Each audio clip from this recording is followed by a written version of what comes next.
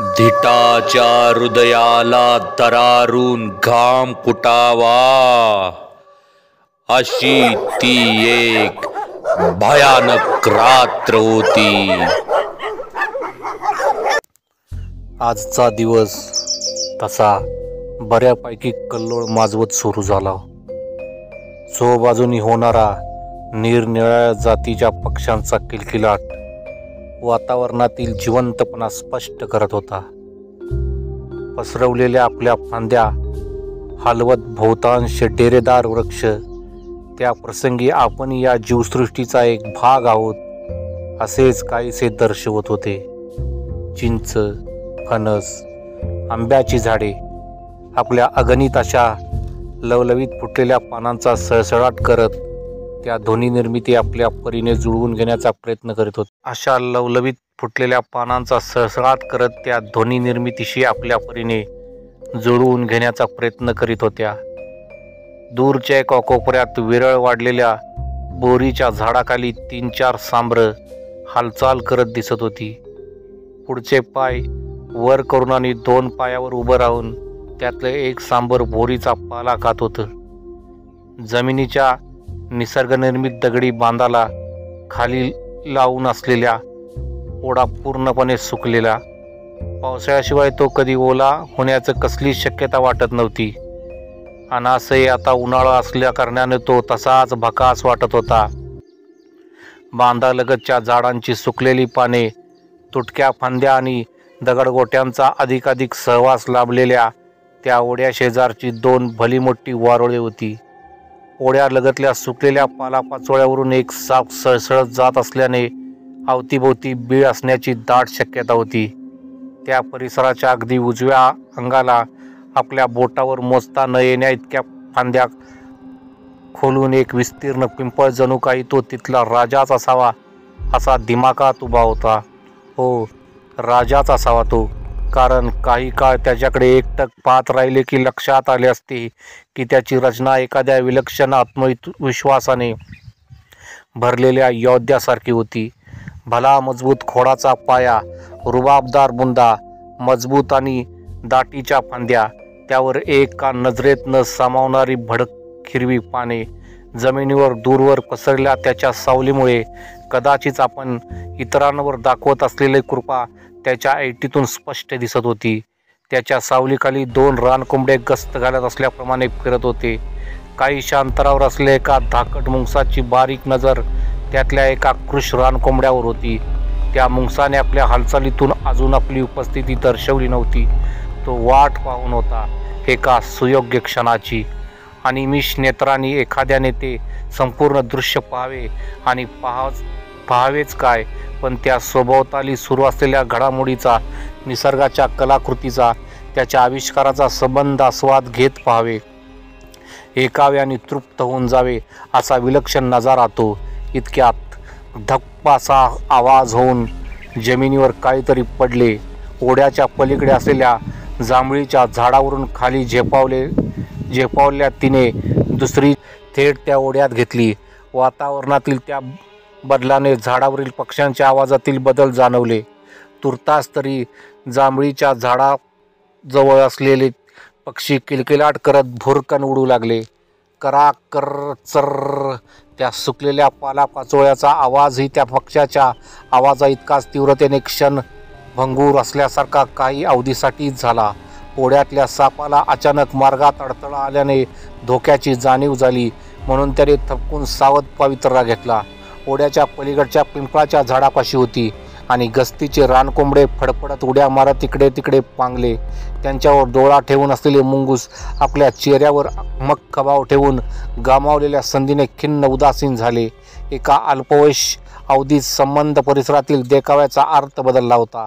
ती झरझर पिंपळाच्या झाडावर चढली।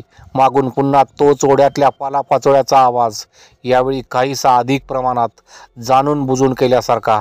ओढ्यातल्या सापाने एव्हाना तिथून हलण्याची तसदी घेतली नव्हती व तो काही कळत नसल्या कारणाने डिंब निष्क्रिय होऊन थांबलेला आणि पुढच्या क्षणात तोही पिंपळाखाली काळाप्रमाणे उभा होता। हो, काळाप्रमाणेच, काळ्या तोंडाचा वानर, चेहऱ्यावर सभोवताली मातकट गडद रंगाचे दाट केस, त्या काळ्या चेहऱ्यामधल्या बटबटीत हिरवे पिवळे डोळे, मजबूत बांधा आणि तणकट शरीर यष्टी, त्यामुळे हुकूमत गाजवणाऱ्या मनोवृत्तीचा तो काळा वानर. काळच तो आज तिच्यासाठी काळ बनून आला होता. ती मादी वानर पिंपळाच्या झाडाच्या शेंड्यावर पोचली होती. आपल्या उराशी घेतल्या पिल्लाला सावरत खाली पाहत होती. मगापासून तिच्या धावपळीमुळे ती काहीशी थकलेली वाटत होती. तिच्या काही दिवसापूर्वी जन्मलेल्या पिल्लाने तिला घट्ट पकडलं होतं. ते पिल्लू बिचारे चांगलेच भेदरले दिसत होते आणि त्याची माता त्याला कवटाळून गोंजरत होती. पण तिचे तपकिरी रंगाचे डोळे मात्र अजूनही पिंपळाखाली उभ्या असलेल्या त्या काळाकडे होते. पिंपळाच्या दाट पानाच्या आदल्यामधल्या चिंचोळ्या पोकळ्यातून त्या दोघांची नजरानजर झाली. तो काहीसा सुस्त झाल्याच्या आविर्भावात दिसला. तिला क्षणभर वाटले की आता तो आपल्या मागे येण्याची काही चिन्ह दिसत नाही. परंतु पुढच्याच घटकेला तिला वाटत असलेली शक्यता धूसर झाली आणि काही क्षणाच्या उसंतीनंतर तो काळ पिंपळाच्या विस्तीर्ण झाडावर चढण्यास झेपावला. आता मात्र तिचे धाबे दणाणले. आज हा काळ आपला पिच्छा सोडणार नाही याची पुरेपूर जाणीव झाली आणि मग ती पळण्यासाठी इतर मार्ग धुंडाळू लागली. डोळ्याची पापणी लवते ना लवते तोच त्या वृक्षाच्या पसरल्या फांद्यांच्या या शेंड्यावरून त्या शेंड्यावर असे करत ती डाव्या बाजूच्या ढाळीवर येऊन पोचली. मागे पाहावे तर तो उपल्याही त्याच मार्गाने तिच्यापर्यंत पोचण्याचा प्रयत्न करत होता. त्याच्या डोळ्यात एखाद्या खविसाप्रमाणे कौर्य झळाळून येत होतं. तिने समोर पाहिलं. 6-7 फुटावर बाजूच्या झाडाची फांदी होती. पोटाशी असलेल्या पिल्लासोबत उडी मारणं काहीसं धोक्याचं वाटत होतं, परंतु तिथंच थांबणं त्याहून अधिक घातक होतं. विचार करायला जितका वेळ खर्ची पडेल तितके आपण अजूनच मरणाच्या गर्तेत अडकू असे काहीसे तिच्या मनात आले असावे. कारण तिने स्वतःला संपूर्ण बळानिशी पुढच्या झाडाच्या दिशेनं झोकून दिलं. पुन्हा पानांचा सळसळाट होत गेला आणि ती जीवाच्या आकांताने या झाडावरून त्या झाडावर झेप घेत पळत सुटली. मागून येणाऱ्या काळाची चाहूल तिला पळण्यासाठी अनेक बळ देत होती. पळता पळता मानवी वस्तीच्या अगदी जवळच्या शेतीपाशी ती येऊन पोचली आणि आता आपण त्या काळाच्या तावडीतून सुटणार नाही या कल्पनेनं ती भेदरली. ती पोचली त्या ठिकाणाहून मनुष्यवस्ती अगदी हाकेच्या अंतरावर होती. पण मादी वानर जिथे उभी होती तिथपासून ती त्या वस्तीपर्यंत एकही झाड नव्हतं. फक्त मोकळ्या जमिनीशिवाय तिथं बारीक सारीक झुडूप सुद्धा नव्हतं. ती सुद्धा एकमेकापासून अंतर ठेवून वाढली होती. समोरच्या 50-60 फुटापर्यंत फक्त भाग पाडलेल्या शेतजमिनीच्या फाटी होत्या आणि त्या मैदानी सदृश्य जागेवर पाठीमागून येणारा काळ तिच्यापर्यंत घटकाभर अधिकच पोहोचू शकत होता. त्याची क्षमता अर्थातच तिच्याहून अधिक होती. त्यात तिच्याजवळ तिचे पिल्लूही होते. पिल्लाची फिकर नसती तर तिने कधीच त्या प्रतिकार करण्याचा प्रयत्न केला असता, पण आता पळून फायदा नव्हता आणि तिने निश्चय केला. मागे वळून येणाऱ्या काळाकडे जळजळीत नजरेनं पाहत तिने पिल्लाला हातात घेऊन आपल्यापासून मागे काही अंतर ठेवले. समोरून येणारा नर वानर ती थांबली हे पाहून काहीसा चेकाळला आणि आता तो लयबद्ध हालचाली करत तिच्या दिशेनं धावू लागला.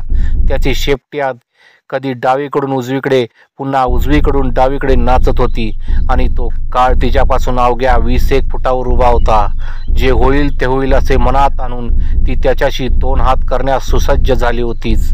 इतक्या जोरदार भुंकण्याचा आणि मध्येच विवळण्याचा आवाज करत पश्चिमेकडून 5-6 कुत्र्यांचं टोळकं त्यांच्या दिशेने धावत येत असलेलं त्यांना दिसलं. काळ्या वानराने त्या कुत्र्यांना पाहून नाईलाजाने आपली पावलं मागे फिरवली, परंतु त्याचं लक्ष तिच्याकडं होतंच. तिनंही वेळ वाया न घालवता पिल्लाला लगबगीनं पोटाशी कवटाळलं आणि मनुष्यवस्तीच्या दिशेनं धावत निघाली. मागे जाण्याचा प्रश्नच नव्हता, कारण हे कुत्रे तिच्या मागावर येणारच होते आणि जरी त्या कुत्र्यांपासून वाचले तरी तो नर वानर तिला सोडणार नव्हता. कदाचित हे कुत्रे विचलित होऊन त्या काळ्या नराच्या मागे जातीलही आणि आपण वाचू असे तिला वाटले. इतक्या वेळाने काहीतरी चांगले होईल या भाबड्या आशेने तिला थोडंसं हायसं वाटलं, पण तिचं नशीब आज तिला अजिबात साथ देत नव्हतं. त्या कुत्र्यामधला काळसर म्होरक्या तिच्याच दिशेने फिरला आणि कसलाही विचार न करता सुसाट तिच्यावर धावून गेला. तिचा पाठलाग करताना त्या काळ्या कुत्र्याच्या कानामागील केस एखाद्या नटासारखे हवेत उडत होते. काळ, होय काळ तिच्या मागेच लागला होता. फक्त या वक्ताला त्याने आपलं रूप बदललं होतं. काळ्या कुत्राच्या मागोमाग इतर कुत्रीही तिच्या दिशेने कूच करू लागली. आता प्रसंग अधिकच धोकादायक होता. ती कशीबशी धावत मानवी वस्तीत घुसली आणि इकडे तिकडे पाहत धावपळ सुरक्षित जागा शोधू लागली. साधारण 20 घरांची एक खेडेगावातील ती एका छोटीशी वाडी होती. काही पत्र्यांची सुस्थितीत असलेली घरे वगळता इतर घरे कौलार होती. लहान सहान मुले आपल्या खेळात मशगूल असताना तिथे आलेल्या वानराच्या अस्तित्वाने त्यांची घाबरगुंडी उडाली आणि एकच गलका झाला. बायका माणसे त्या गोंधळाने गडबडून बाहेर आली. मागून येणाऱ्या कुत्र्याचा आवाज आता अगदी तिच्या कानाजवळ आला. रस्त्यावरचे दगडधोंडे तुडवत ती जीवाच्या आकांताने पळत होती आणि बाहेर पडलेली माणसेही तिला अधिकच गोंधळून टाकत होती. त्या गडबडीतच कशीबशी तिला एक सुरक्षित जागा दिसली आणि 2-4 झेपेत ती मादी वानर कोपऱ्यातल्या एका घराच्या पत्र्यावर पोचली.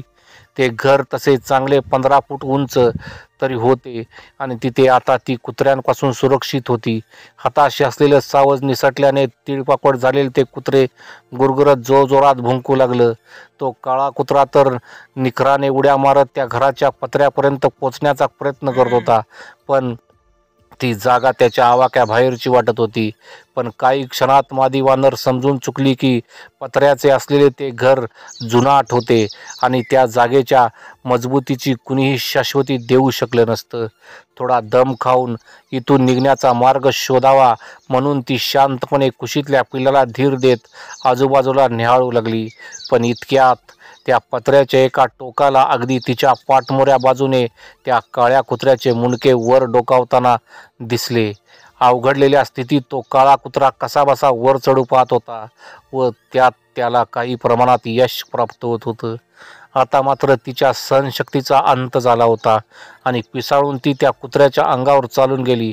चवताळलेल्या अवस्थेत तिने कुत्र्यावर झडप घातली आणि पत्र्याच्या त्या भागातल्या पानांच्या तुकड्याचे मोडकळीस आलेले अवशेष खाडकन आवाज देऊन आत घरात पडले आणि तत्क्षणी मादी वानर आपल्या पाया त्यामधल्या पोकळीत अडकून बसली. तिच्या बाहूच्या फटक्याने तो काळ्या कुत्रा घसरून खाली पडला खरा, पण या क्रियेच्या परिणामस्वरूप तिला बसलेला झटका आणि न सावरता येण्याजोगा तोल इतक्या तीव्रतेने सुटला की त्या काळ्या कुत्र्याच्या मागून तिच्या कुशीतलं पिल्लू 15 फूट उंचीवरून खाली आदळलं. खाली पडल्या पडल्या आधीच अर्धमेला झालेल्या त्या पिल्लावर इतर जमा झालेले कुत्रे तुटून पडले. मग 1-2 सेकंदाच्या अवधीतच तो काळा कुत्रा उठून त्यांच्या अंगावर धावून गेला. बाकी कुत्र्यांना बाजूला पिटाळत त्याने ओरबडून त्या वानर पिलाला जबड्यात घट्ट पकडलं. वानर पिलाची केविलवाणी धडपड पाहण्यायोग्य निश्चित नव्हती. काळा कुत्रा आसपास नजर फिरवत त्या पिलाला फरफटत नेऊन लांब घेऊन जाऊ लागला. त्याच्या मागे उरलेल्या कुत्र्यांचे लटामोळही निघाले.